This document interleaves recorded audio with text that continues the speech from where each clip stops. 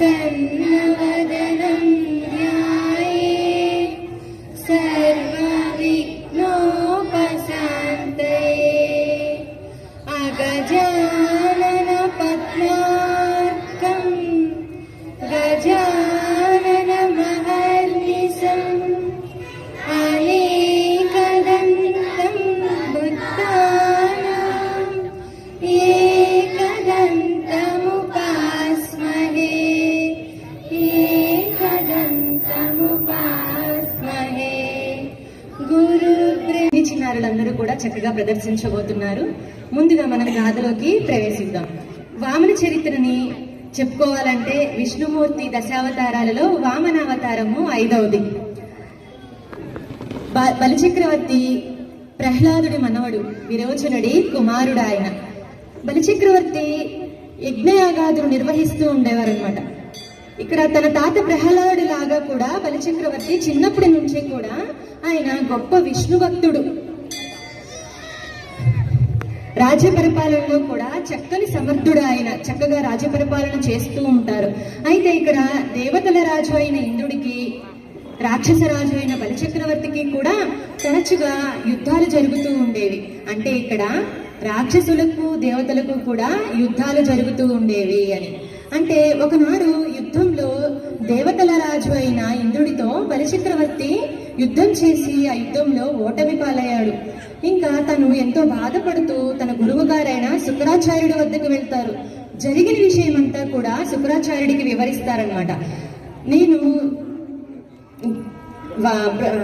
ఇంద్రుణ్ణి మించిన గొప్ప బలశాలిని అవ్వాలి అంటే ఏమి చేయాలి గురువు గారు అని అడుగుతారు. అప్పుడు శుక్రాచార్యుడు ఈ విధంగా సెలవిస్తున్నారు. నీవు ఇంద్రుణ్ణి మించిన గొప్ప బలవంతుడివి అవ్వాలి అంటే నీలో దానము, తపస్సు, తేజస్సు ఇవన్నీ కూడా పెరగాలి. ఇవన్నీ పెరగాలంటే నీవు విశ్వజిత్ యాగాన్ని నిర్వహించాలి అని చెప్తారు. వెంటనే బలిచక్రవర్తి విశ్వజిత్ యాగాన్ని ఆచరిస్తారు. యాగం పూర్తయిన తర్వాత మహాశక్తిశాలిగా మారిపోతారు. ఇక యుద్ధానికి వెళతారు ఇంద్రుడితో. యుద్ధము గెలుస్తారు, ఇంద్రుణ్ణి ఓడిస్తారు, విజయవంతులవుతారు. ఇక దేవతల రాజ్యాన్ని కూడా ఆయన చేజెక్కించుకుంటారు. దేవతలందరూ కూడా ఎంతో బాధపడుతూ విష్ణుమూర్తి దగ్గరకు పరుగు పరుగున వెళ్ళి, ప్రభు ధర్మము తప్పిపోతోంది అని మొరపెట్టుకుంటారు. అప్పుడు విష్ణుమూర్తి, చింతించకండి, నేను దేవమాత అయిన అదితి గర్భమున ఈ భూమి మీద వామనుడై అవతరిస్తాను, ధర్మాన్ని నిలబెడతాను అని చెప్తారు. ఇక విష్ణుమూర్తి అవతరించారు. ఎలా అంటే శంఖ చక్రాదులతో, చతుర్భుజాలతో గొప్పగా తేజస్సు వెలిగిపోతున్నారు. ఆయన ఎలా ఉన్నారంటే మాటల్లో చెప్పలేం, అంతటి తేజస్సు విష్ణుమూర్తిది. ఇక స్వామివారు యజ్ఞశాలలోనికి ప్రవేశిస్తారు. ప్రవేశించడానికన్నా ముందు ఇక్కడేమో బలిచక్రవర్తి నిరంతరం కూడా యజ్ఞయాగాదులు నిర్వహిస్తూ ఉంటారు. బలిచక్రవర్తి ఇప్పుడు ప్రవేశించారు, యజ్ఞయాగాదులు నిర్వహిస్తూ ఉంటారు. యజ్ఞము చేస్తూ ఉన్నప్పుడు ఇప్పుడు వామనుడు ప్రవేశిస్తారు. ఆ యాగశాలలోనికి ప్రవేశిస్తూ ఉంటారన్నమాట. వామనమూర్తి వస్తున్నప్పుడు స్వామివారిని నాట్య కళాకారిణి చక్కని పద్యం చెప్తూ స్వామివారిని ఇప్పుడు నృత్యం చేస్తూ ఆహ్వానిస్తుంది.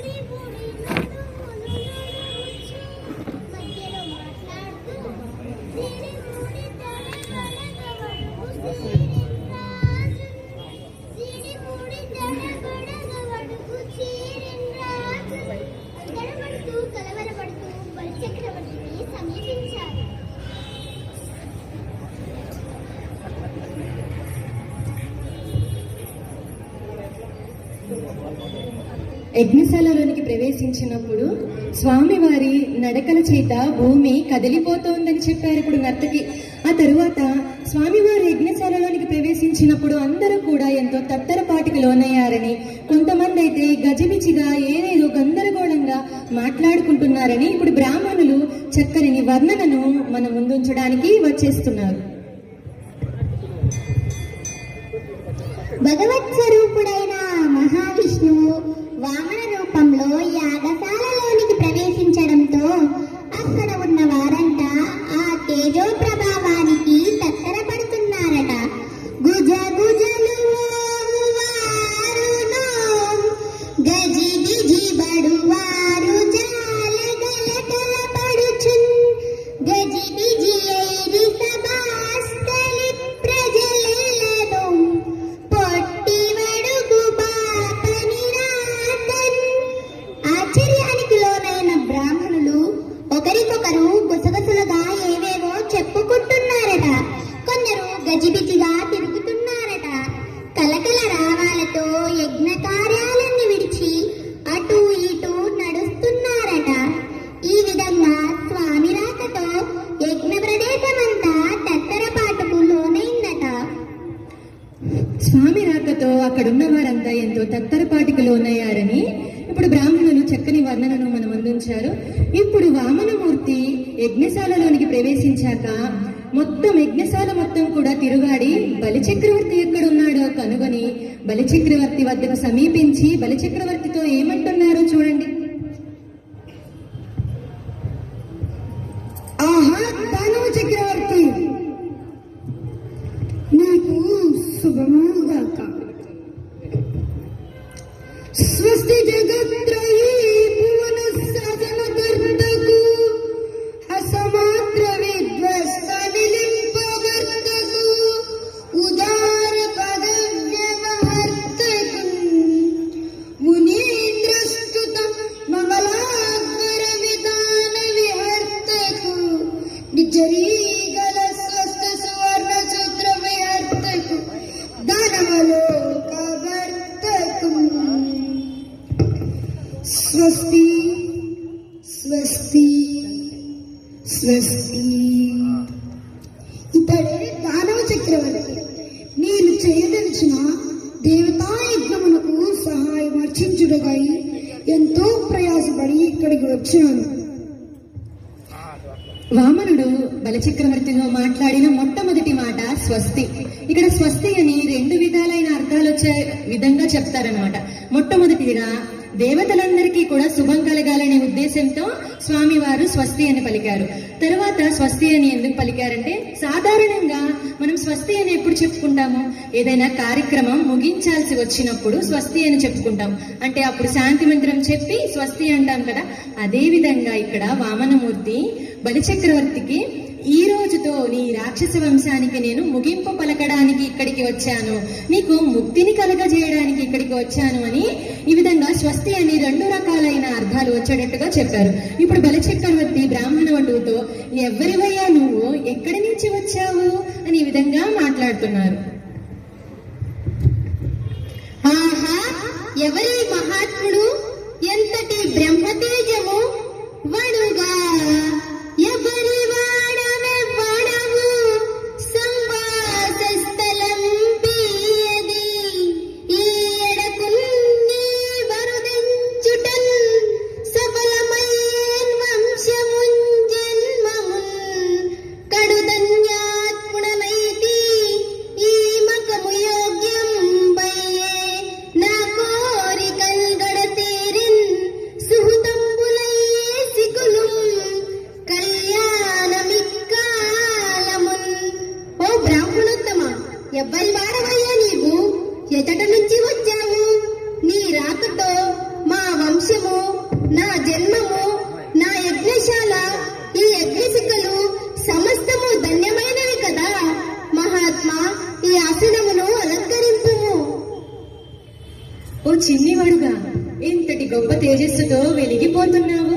ఎవరివయ్యా నువ్వు, ఎక్కడి నుంచి వచ్చావు? నీ రాక వల్ల నా జన్మము, వంశము సమస్తము కూడా ధన్యమైనవి కదా. రా ఇలా రా, ఈ ఆసనమును అలంకరించు. అలంకరింపుము అని బలిచక్రవర్తి ఆ చిన్ని బ్రాహ్మణ వటువుతో పలికారు. ఇప్పుడు బ్రాహ్మణ వటువు అయిన పరమేశ్వరుడి పాదధూళిని బలిచక్రవర్తి పరమభాగ్యముగా తన శిరస్సు మీద ఏ విధంగా ధరించారు. బ్రాహ్మణులు ఇప్పుడు మన ముందుకి ఈ ఘట్టంతో వస్తున్నారు. ఆహాహా, చూడవయ్యా చూడు, నారాయణుని పాదపద్మముల నుంచి ఉద్భవించిన గంగాజల వాహిని పరమశివుడు తన తల మీద ధరించిన రీతిగా వామనమూర్తి పాదధూళిని బలిచక్రవర్తి మహాభాగ్యముగా తన శిరసుపై ధరించినాడు. వటుని పాద సౌచవారి శిరస్సున పరమ భద్రమనుచు బలి వహించే ఏ జయము గిరీషు ఇందుదూటుడు దేవదేవులు ధ్వజించే ధృతి శిరమున. ఈ పరమ పావనమైన దృశ్యమును చూసిన మనమంతా ధన్యులము కదా. నారాయణుని పాదపద్మముల నుంచి కూడా నిరంతరం గంగాజల వాహిని ఉద్భవిస్తుంది. ఆ గంగాజల వాహినిని పరమశివుడు తన శిరస్సు మీద పరమభాగ్యముగా ధరించారు. ఇక్కడ బలిచక్రవర్తి కూడా చిన్ని వటువు యొక్క పాదధూళిని తన శిరస్సు మీద పరమభాగ్యముగా ధరించారని బ్రాహ్మణులు చక్కని వర్ణనను ఇప్పుడు మనం అందించారు. ఇప్పుడు వామనుడితో అంటే బ్రాహ్మణ వటువుతో ఇప్పుడు బలిచక్రవర్తి ఏమంటున్నారంటే, నీకేమి కావాలయ్యా కోరుకో అని తను దానం చేయదలిచినవన్నీ కూడా ఈ విధంగా చెప్తున్నారు. ఓ మహానుభావ, నీ దర్శనము చేత నా జీవితం పావనమైనది. నీవెవరో చెప్పనేలేదే. పోనీ స్వామి, మీకేమి కావాలో చెప్పండి, మీ కోరికను తీర్చడానికి వెంటనే సిద్ధంగా ఉన్నాను. వనచీలంబులో మాడలో వనములో వన్యంబులో గోగులో హరులో రథములో రథంబులో విమృష్టానంబులో కన్యలో కరులో కాంజనమో నికేతనములో గ్రామంబులో భూములో ధరణి ఖండముగాక ఏమడిగెదో దాత్రి సురేంద్రోత్తమ. ఓ బ్రాహ్మణోత్తమ, నీకేమి కావాలయ్యా? శ్రేష్టమైన వస్త్రముల, ధనమా, ఫలముల, అడవిలో లభించే సంపదల, ఆవుల, రక్తముల, రథముల, మంచి భోజనమా, కన్యల, ఏనుగుల, బంగారమా, చక్కటి గృహముల, ఇవి కాక ఇంకేమైనా కావాలా? చెప్పవయ్యా చెప్పు. ఓ బ్రాహ్మణోత్తమ, నీకేమి కావాలయ్యా అని చెప్పి తనకి తాను దానం చేయదలిచినవన్నీ కూడా చెప్పారు. ఇప్పుడు బలిచక్రవర్తి అడవిలో లభించే సంపదలు కావాలా, స్త్రీమూర్తులు కావాలా, నీవు ఉండడానికి గృహములు కావాలా, లేకపోతే నువ్వు వేలుకోవడానికి రాజ్యాలా అని చెప్పి ఈ విధంగా సెలవిచ్చారు. అప్పుడు ఆ చిన్ని బ్రాహ్మణ బాలుడు తనకేమి కావాలో ఈ విధంగా సెలవిస్తున్నారు. ఓ బలిచక్రవర్తి, మూలోకాలు తిరుగుతూనే ఉంటాను, ఏది నా స్వాస్థ్యమని చెప్పగలను? అందరూ నాగాలే అనుకుంటాను, పలాని వారి వాడని ఎలా చెప్పగలను? నేను ఒంటివాడను, నాకు ఒకటి రెండడుగుల మేరయమ్ము సుమ్ము మేరయుల్లా కోర్కదీర బ్రహ్మకు కటి ముట్టెట దానకు తుక సాంద దానవేంద్ర. అయ్యో దానవేంద్ర, నీవు గొప్ప దానకర్తవు.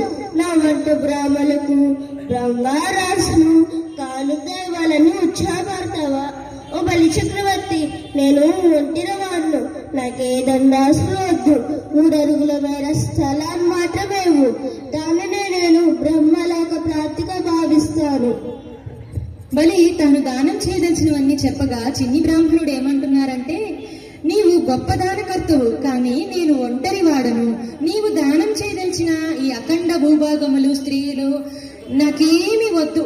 నాకేం కావాలంటే 3 అడుగుల స్థలం ఉన్నదే, అది మాత్రమే కావాలి అని సెలవిచ్చారు. అప్పుడు బలిచక్రవర్తి, ఇంత చిన్న కోరికని కోరుతున్నావేంటయ్యా? నీవు దానం ఇచ్చే దాత యొక్క హృదయ విశాలతను తెలుసుకొని కదా దానం అడగాలి అని చెప్పి ఆ చిన్ని బ్రాహ్మణుడితో ఇలా చెప్తున్నారు.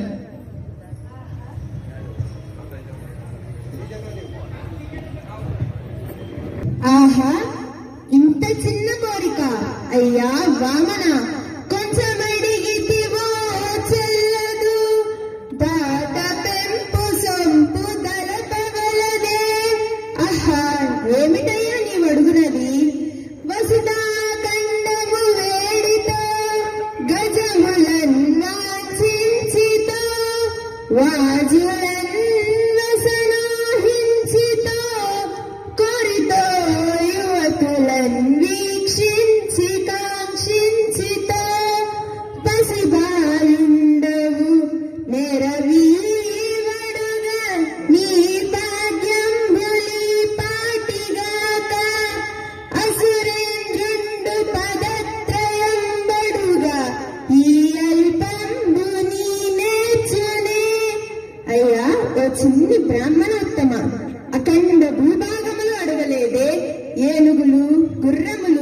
పరిచారికల వంటి ఉత్తమ భాగ్యములేవి అడగలేదు కదా.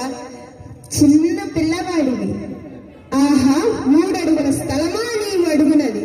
అంత అల్ప కోరిక ఇవ్వడానికా ఈ అసురేంద్రుడిక్కడున్నది? ఓ చిన్ని బ్రాహ్మణోత్తమ, దానమిచ్చే దాత యొక్క హృదయ విశాలతను తెలుసుకుని కదా నీవు దానం అడగాలి. నీవు ఎటువంటి భంగం కలగకుండా కూడా దానం అడగాలి. నేను ఇస్తానంటున్న అఖండ భూభాగములు, స్త్రీమూర్తులు ఇవన్నీ నీవు కోరుకోలేదేంటి?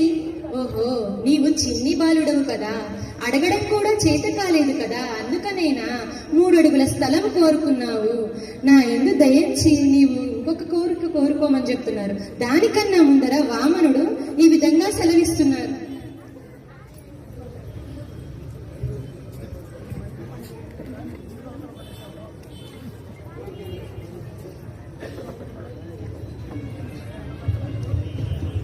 ఓ చక్రవర్తి, నేనొక బ్రాహ్మణవటువును. అందున బ్రహ్మచర్య దీక్షలో ఉన్నాను. నా అవసరములు కూడా చాలా అల్పమైనవి. గొడుగు జనిగమో కమండలువో నాకు ముంజియో దండము. వడుగేనెక్కడా భూములెక్కడా కరుల్వామాక్షుల స్వంబులెక్కడా నిత్యోచిత కర్మమెక్కడా మదాకాంక్షామితంబైన 3 అడుగుల మేరయా త్రోవకిచ్చుటది బ్రహ్మాండంబున పాలికిన్. ఓ బలి చక్రవర్తి, గొడుగో యజ్ఞోపవీతము, కమండలము, మొలత్రాడో జపదండము ఇటువంటివి కోరుకునే నేనెక్కడా? నువ్విస్తానంటున్నా ఏనుగులు, గుర్రములు, భూములు, స్త్రీమూర్తులు వంటి ఘన సత్కారములు ఎక్కడా? నా నిత్య దీక్షలకు అవసరం లేనివి కదా నీవు ఇస్తానంటున్నవి. అవన్నీ నాకెందుకు? నేను అడిగిన 3 అడుగుల స్థలం ఉన్నదే, దాన్ని కాదనకుండయ్యగలిగితే అదే బ్రహ్మాండంబున పాలికిన్. నేను చిన్ని బ్రాహ్మణ వటువునే, కాదనడం లేదు. కానీ నేను బ్రహ్మచర్య దీక్షలో ఉన్నానయ్యా. నా అవసరములు చాలా అల్పమైనవి. నాకు కావలసినవి నా నిత్య దీక్షలకు అవసరమైనవి. గొడుగో, యజ్ఞోపవీతమో, కమండలమో, మొలత్రాడో, జపదండమో ఇవి నా నిత్య అవసరాలు. కాబట్టి నీవు నా అవసరానికి మించినవి ఇస్తానంటున్నావు. అసలు అవి నాకు అవసరం కూడా లేదు, నీవు ఇస్తానంటున్నవి అని చెప్పి ఈ విధంగా సెలవిచ్చారు. అప్పుడు బలిచక్రవర్తి స్వామి వారితో ఇలా అంటున్నారు. స్వామి, బ్రహ్మస్వరూపుడవు.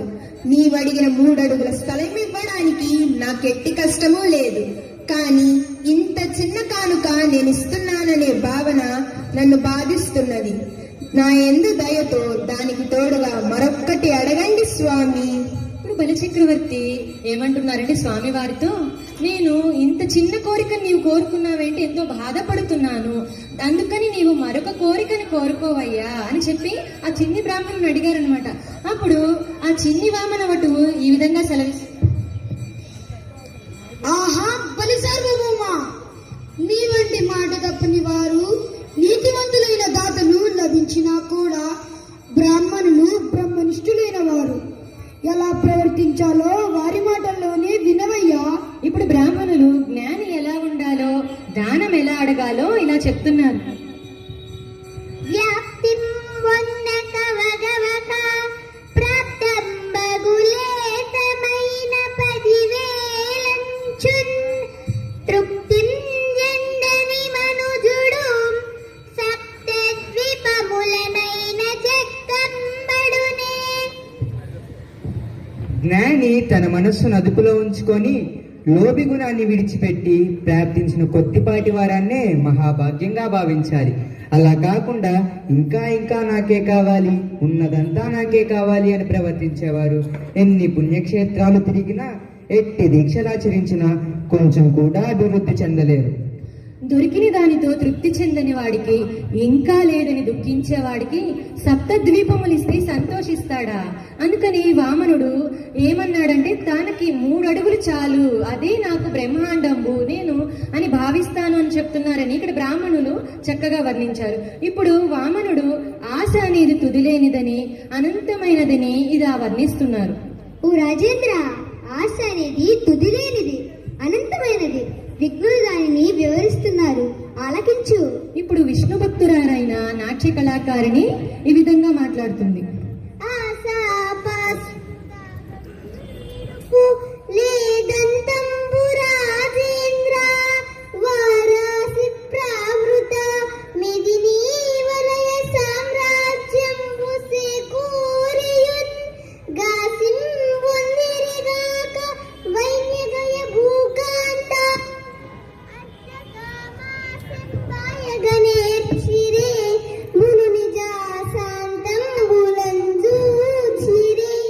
మహారాజా, మానవుని వేధించే ఆసనబడే పాశమున్నదే, అది వివరించవేలుగానంత పొడవైనది, దానికి అంతమంటూ లేదు. మహాసముద్రాల మధ్య ఉన్న ఈ అఖండ భూవలయమంతా సాధించిన రాజులు కూడా తృప్తి చెందిన జాడలు కానరావు. వైనుడు గైడు వంటి మహా చక్రవర్తులు సైతం ధనాశను వదలలేక అశాంతితో మగ్గిపోయిన వారే తప్ప సుఖించిన వారు ఒక్కరూ లేరు. ఆశకి అంతమంటూ ఉండదు, తుదిలేనిది ఆశ, అనంతమైనది ఆశ అని గొప్ప గొప్ప చక్రవర్తులు కూడా ధనాశని వదలలేక వారు అశాంతితో మగ్గిపోయిన వారే తప్ప సుఖించిన వారు ఒక్కరు కూడా లేరని నృత్య కళాకారిని వర్ణించింది. ఇప్పుడు ఆ చిన్ని బ్రాహ్మణవటు రాక్షసరాజు అయిన బలిచక్రవర్తితో ఏమంటున్నారో చూడండి.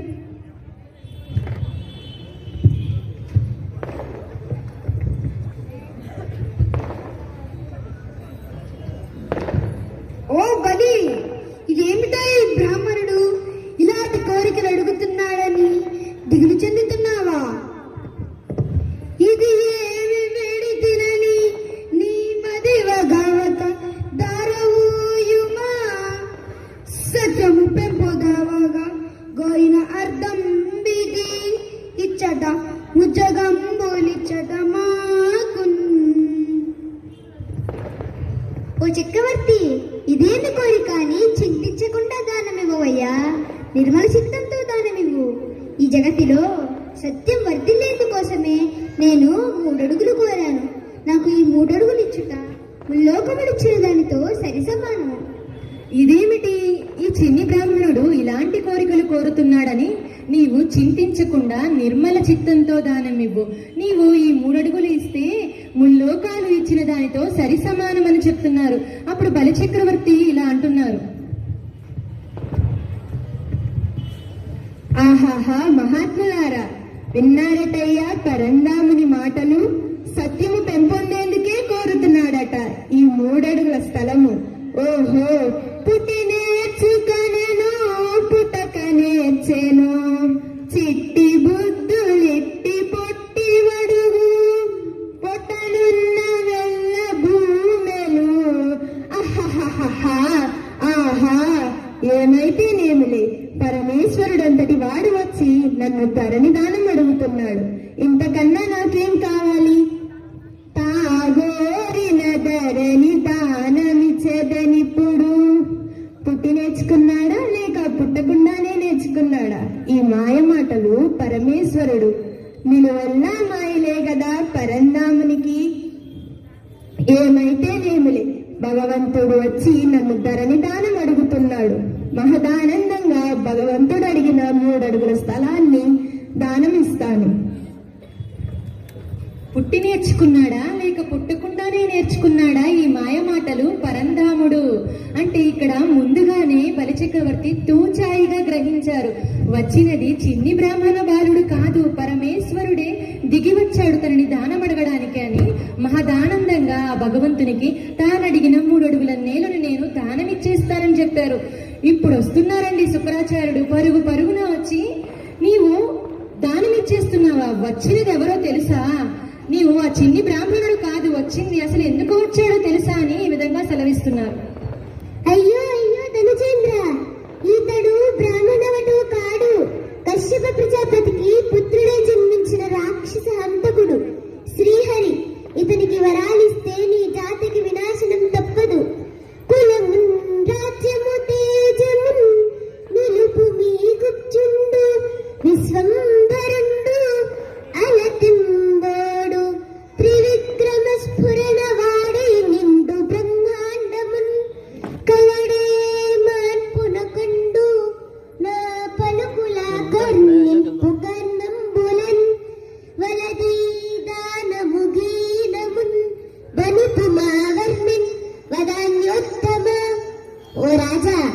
ఇతడితో అమిత జాగ్రత్తగా ప్రవర్తించి నీ రాక్షస వంశాన్ని కాపాడుకో, నీ రాజ్యాన్ని కీర్తిని భద్రపరుచుకో. ఈ పొట్టివాడు అమాయక బ్రహ్మణ బాలుడు కాడు, విశ్వవ్యాపకుడు. నువ్విచ్చే 3 అడుగులు దానం తీసుకొని తృప్తి చెంది వెళ్ళిపోడు. త్రివిక్రమ పరాక్రమంతో బ్రహ్మాండమంతా వ్యాపిస్తాడు.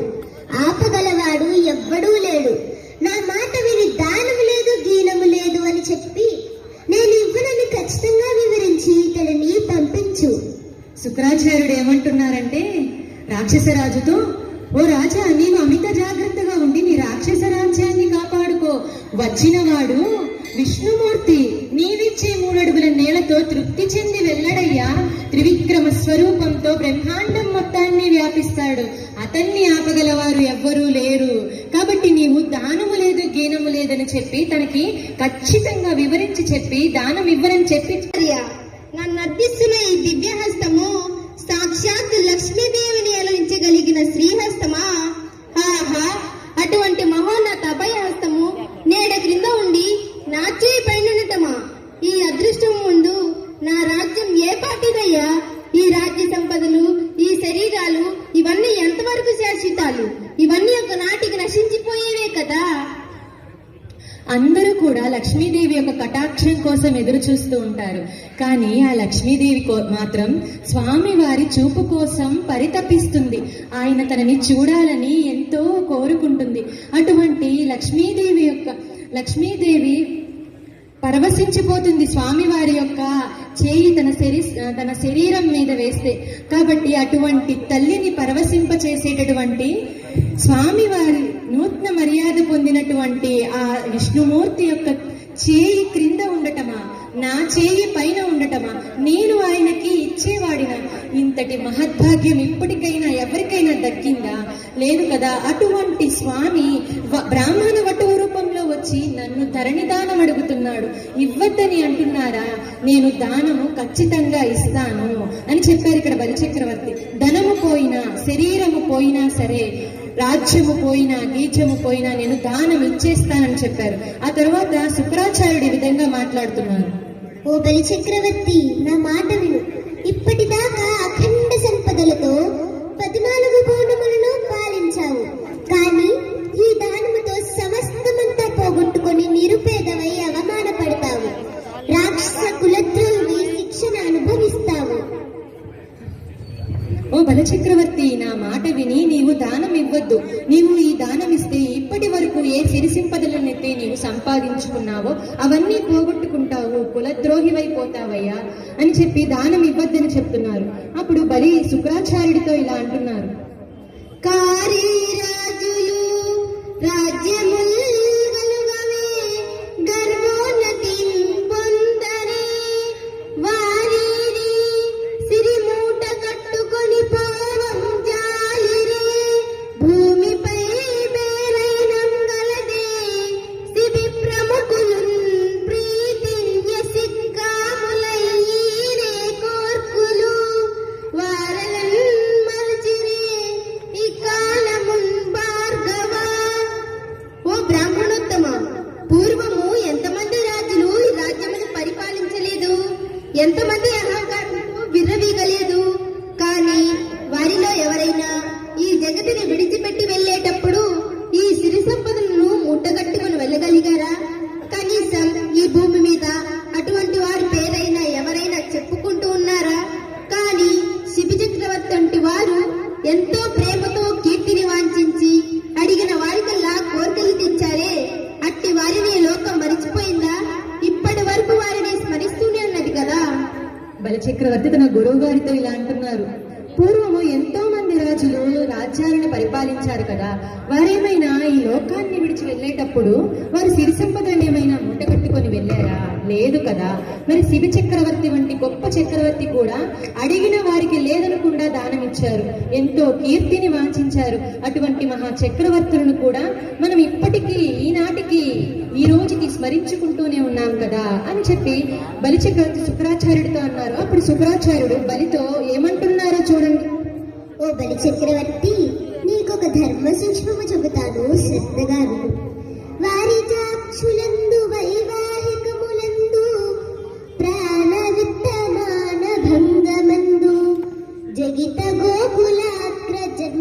క్షణ నందు బొంకవచ్చు నగము అందదదిప. స్త్రీల విషయాలలోనూ వివాహ విషయాలలోనూ ప్రాణానికి ధనానికి గౌరవానికి భంగం కలిగిన సందర్భాలలోనూ భీతి చెందిన గోవులు భయపడిన బ్రాహ్మణులను రక్షించే విషయాలలోనూ అబద్ధం చెప్పటము దోషము కాదు. దాని వలన ఎటువంటి పాపము కూడా నిన్నంటదు. ఇక్కడ శుక్రాచార్యుడు ఏమంటున్నారని తన శిష్యుడితో అబద్ధము ఏ ఏ సందర్భాల్లో చెప్పొచ్చో వర్ణిస్తున్నారు. స్త్రీలను రక్షించే విషయంలో అబద్ధం చెప్పచ్చు, ఇంకా వివాహ విషయంలో అబద్ధం చెప్పొచ్చు అంటున్నారు. అంటే 100 అబద్ధాలాడైనా ఒక వివాహం జరిపించండి అంటారు కదండి పెద్దలు. అందుకని వివాహ విషయంలో అబద్ధం చెప్పొచ్చు అంటున్నారు. ఇంకా ప్రాణానికి ధనానికి గౌరవానికి భంగం కలిగిన సందర్భంలో కూడా అబద్ధం చెప్పచ్చు. ఇంకా భీతి నొందిన ఆవులు భయపడిన బ్రాహ్మణులను రక్షించే విషయంలో కూడా అబద్ధం చెప్పచ్చు. దీనివల్ల నీకు ఎటువంటి దోషము ఉండదు, ఏ పాపము కూడా నిన్నంటదు. నీవు అబద్ధం చెప్పు, దానం ఇవ్వనని చెప్పమంటున్నారు. అప్పుడు రాక్షసరాజు శుక్రాచార్యునితో ఈ విధంగా అంటున్నారు.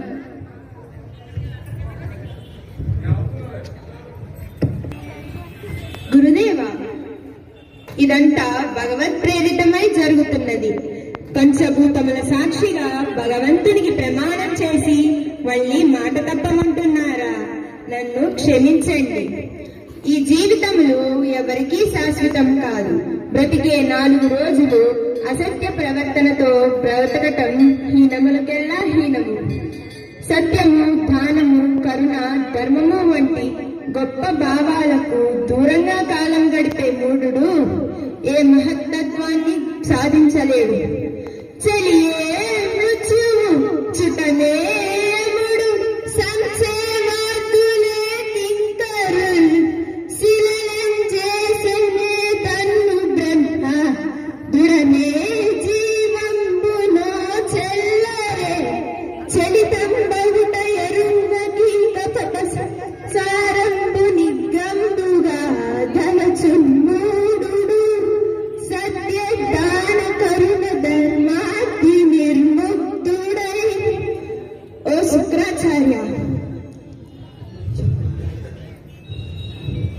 శుక్రాచార్య, మృత్యువు నా ప్రాణ స్నేహితుడా? యముడు మా బంధువా?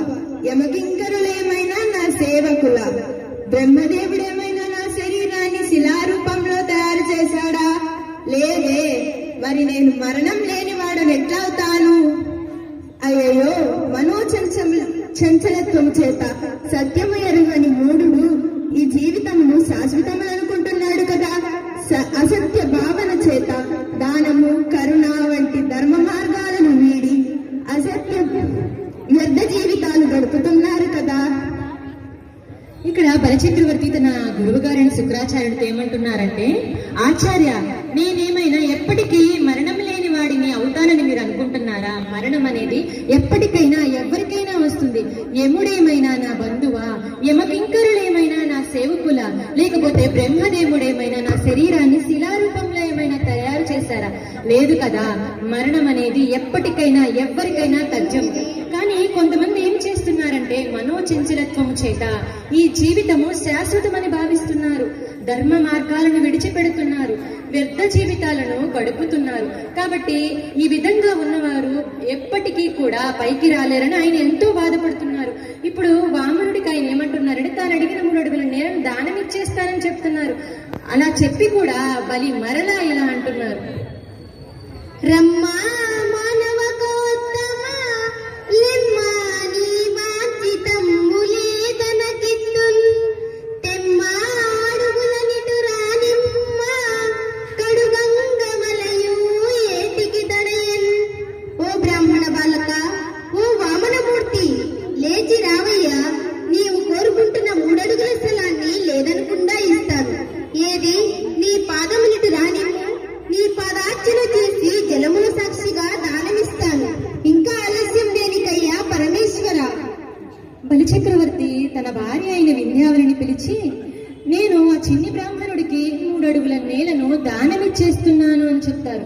మన భారతీయ సంస్కృతి ప్రకారం ఇక్కడ దానం ఇచ్చే వాళ్ళకన్నా కూడా దానం పుచ్చుకునే వాళ్లే గొప్పవాళ్ళు. ఎందుకంటే దానం పుచ్చుకునే వాళ్ళు లేకపోతే దానం ఎవరికి ఇస్తారు వర్ణిస్తున్నారు.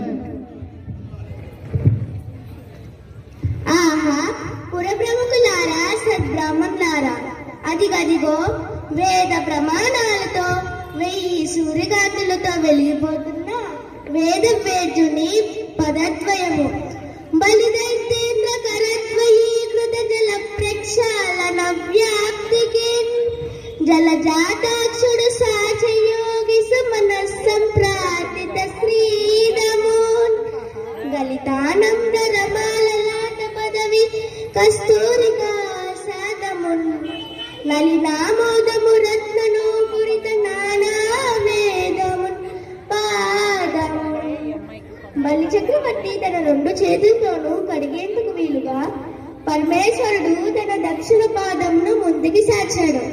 ఆ పాదము యోగులు దేవతలు కోరుకునే ఆధ్యాత్మిక సంపదలను తీర్చగలిగిన శక్తివంతమైన పాదము. భక్తితో ప్రణవిల్లిన శ్రీ మహాలక్ష్మి లలాటము నందలి కుంకుమ కస్తూరికా ధూళితో వెలిగిపోతున్న దివ్య చంద్రధామము ఆ పాదము. పద్మముల పరిమళంతో గుబాలించే ఆ పాదము చతుర్వేద రాశిని కాలి అందియలుగా అమర్చుకున్న మహాదేవుని సన్నిధానము. అది చతుర్వేదముల పరిపూర్ణ సారము. బలిచక్రవర్తి తన భార్య వింధ్యావళి పోసే నీళ్లతో కాళ్ళు కడుగుదామని పరమేశ్వరుని పాదం చాచమని అడిగారు. స్వామివారు తన పాదాన్ని చాచారు. ఆ పాదం ఎలా ఉందంటే యోగులు దేవతలు కూడా నిరంతరం వారి మనసులో ఆ పాదాన్ని పెట్టుకొని నిరంతరం ధ్యానం చేస్తూ ఉంటారట. అలా ధ్యానం చేసినప్పుడు వెంటనే ఇక్కడ పద్యంలో ఏం చెప్పారంటే శ్రీదమున్ అన్నారు. అంటే లక్ష్మీదేవి కటాక్షం కలుగుతుంది. లక్ష్మీదేవి కటాక్షం ఎలా కలుగుతుంది? ఆ స్వామివారి పాదం ఎక్కడైతే ఉంటుందో లక్ష్మీదేవి అక్కడ స్వామివారిని నిరంతరం పూజిస్తూ ఉంటారు. తిష్ట వేసుకుని కూర్చుంటారు లక్ష్మీదేవి అక్కడ. అందుకని యోగులు దేవతల హృదయాలలో స్వామివారి పాదాన్ని ఏ విధంగా ధ్యానం చేస్తున్నారు వెంటనే లక్ష్మీదేవి కూడా ఉంటారు అని చెప్తున్నారు. ఇంకా స్వామివారి అమ్మవారు లక్ష్మీదేవి నుదుటిన కస్తూరికా తిలకాన్ని ధరిస్తారు. స్వామివారి పాదానికి నమస్కరించినప్పుడు ఆ కస్తూరికా తిలకం స్వామివారి పాదానికి అంటుకుంటుంది. అప్పుడు ఆ పాదం ఎలా ఉందంటే తామర పువ్వులాగా ఉంది అంటున్నారు. ఇంకా స్వామివారు వేదములను కాలికి అందియలుగా మార్చుకున్నారు అని బ్రాహ్మణులు మనకి ఇప్పుడు వర్ణించారు కదా. మళ్ళీ బ్రాహ్మణులు ఈ విధంగా మాట్లాడుతున్నారు. అదిగదిగో చూడండి, బ్రాహ్మణ వటువు రూపంలో ఆ త్రివిక్రమ స్వరూపాన్ని బలి చక్రవర్తి త్రికరణములు శుద్ధిగా పూజిస్తున్నాడు. విప్రాయ ప్రకట వ్రతాయ భవతే విష్ణు స్వరూపాయ వేద ప్రామాణ్య విదే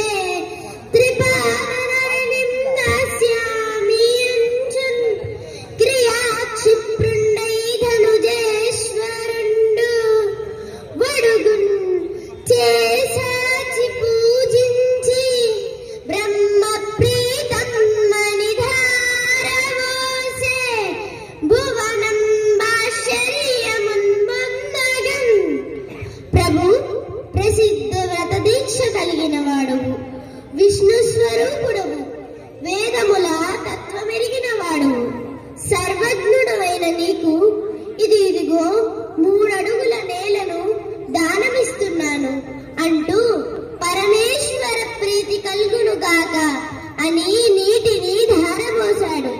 అది చూసి సకల లోకాలు అమితాశ్చర్యాన్ని పొందాయి. ఓ బ్రాహ్మణుడా, ఓ అడుగా, నీవడిగిన 3 అడుగుల నేలను నేను దానమిచ్చేస్తానయ్యా అని చెప్తున్నారు.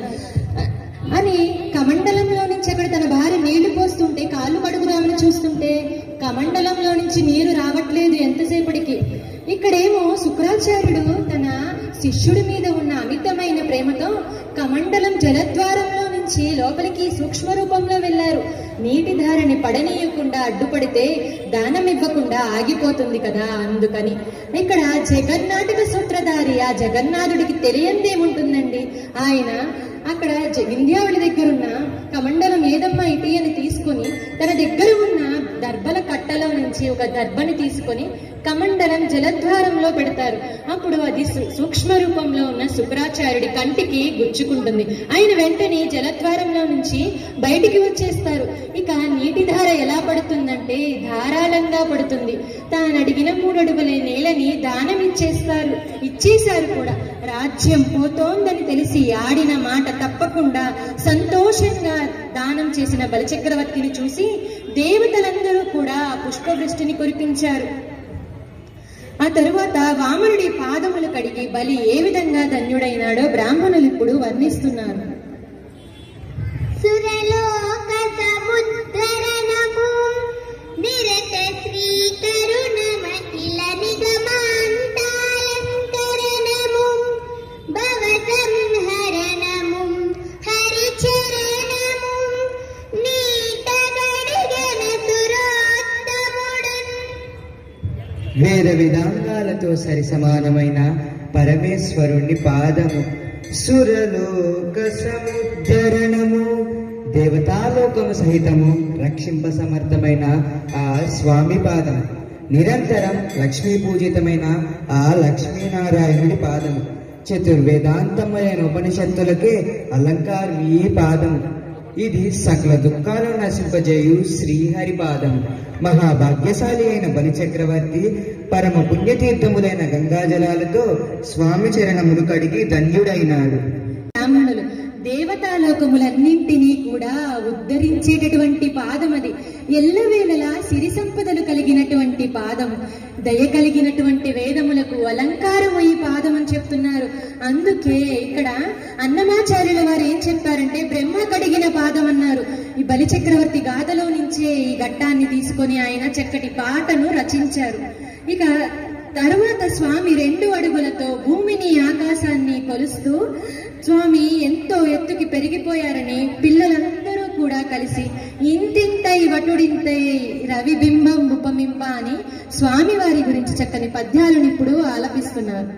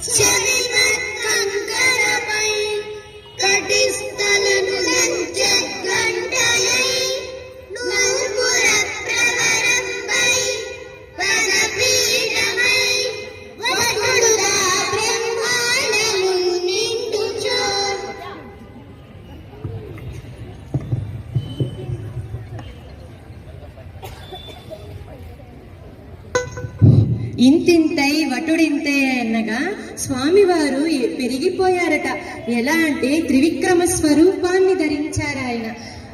ఆకాశం అంత ఎత్తుకి పెరిగిపోయారు, మేఘమండలం అంత ఎత్తుకి పెరిగిపోయారు, సూర్యమండలం అంత ఎత్తుకి పెరిగిపోయారు, చంద్రమండలం అంత ఎత్తుకి పెరిగిపోయారు, నక్షత్ర మండలం అంత ఎత్తుకి పెరిగిపోయారు. బ్రహ్మ ఉండే స్థానాన్ని కూడా విస్తరించి ఎదిగిపోయారు ఆయన అని చక్కగా ఇటువంటి పద్యాన్ని చెప్పారు. ఆ తర్వాత స్వామివారు పెరిగిపోయారు అని చెప్పడానికి పోతనామాచ్యుల వారు మరొక పద్యాన్ని చెప్పారు. రవిబింబం ఉపమింప గాత్రముగు ఛత్రంబై అంటే స్వామివారు భూమి మీద నిలబడినప్పుడు స్వామివారికి సూర్యబింబం గొడివైందట, ఛత్రంబైంది. ఆ తరువాత చెవులికి పెట్టుకున్న కంకణమైంది, భుజకీర్తులైందట, భుజానికి పెట్టుకున్న భుజకీర్తులు, మెడలో హారమైంది, నడుముకి పెట్టుకున్న వడ్డానానికి గంటయింది, పాదానికి పెట్టుకున్న అందయింది, పదపీఠమైంది అని ఈ విధంగా స్వామివారి వర్ణనను ఎంతో ఎత్తుకి ఎదిగిపోయారని పోతనామాచ్యుల వారు చక్కని పద్యం ద్వారా ఇప్పుడు మన ముందుంచారు. తర్వాత స్వామివారు ఏమంటున్నారంటే కీర్తి జ్ఞానము అనే సాత్విక సంపదను, రాజ్యము అనే రాజస సంపదను రెండింటినీ కూడా మొదటి 2 అడుగులతో అంతం చేసి ఇక 3వ అడుగునకు చోటు చూపమని బలిచక్రవర్తిని ప్రశ్నించారు. అప్పుడు బలిచక్రవర్తి ఏమంటున్నారంటే, నా దగ్గర నేను అనే అహంకారం తప్ప, అంటే ఇక్కడ నేను అనే అహంకారం అంటే తామస అహంకారం, నేను అనే తామస అహంకారం తప్ప నా వద్ద మరి ఇంకేదీ లేదనే అర్థాన్ని తెలియచెప్తూ తన శిరోస్థలము 3వ అడుగునకు యోగ్యమని చెప్పి బలి సవినయంగా తనని తానే ఆ పరమాత్మునికి సమర్పించేసుకున్నారు. అంటే ఇక్కడ 3 ఏంటి? ఆ 3 ఏంటంటే సాత్విక, రాజస, తామస గుణాలు. ఈ 3ంటిని కూడా మనం ఎప్పుడైతే ఆ పరమాత్మకి సమర్పించుకుంటామో ఆ పరమేశ్వరుడి మనకి కళ్ళెదుట వస్తారు, అతని సాక్షాత్కారం మనకి కలుగుతుంది అని ఈ గాథని విన్న వారందరూ, చదివిన వారందరూ, ఇంకా కూడా ప్రదర్శించిన వారందరూ కూడా స్వామివారి కృపకు పాత్రులగుదురుగాక. ఇప్పుడు మన పిల్లలందరూ కూడా ఈ కార్యక్రమం అయితే ఇంతటితో ముగిసింది. పిల్లలందరూ కూడా మీ కరతాళ ధ్వనులే ఆశీస్సులుగా మేము భావిస్తున్నాము. పిల్లలందరికీ చక్కగా వీరందరూ కూడా శాంతి మంత్రం చెప్పి ఈ కార్యక్రమాన్ని ఇంతటితో ముగిస్తారు.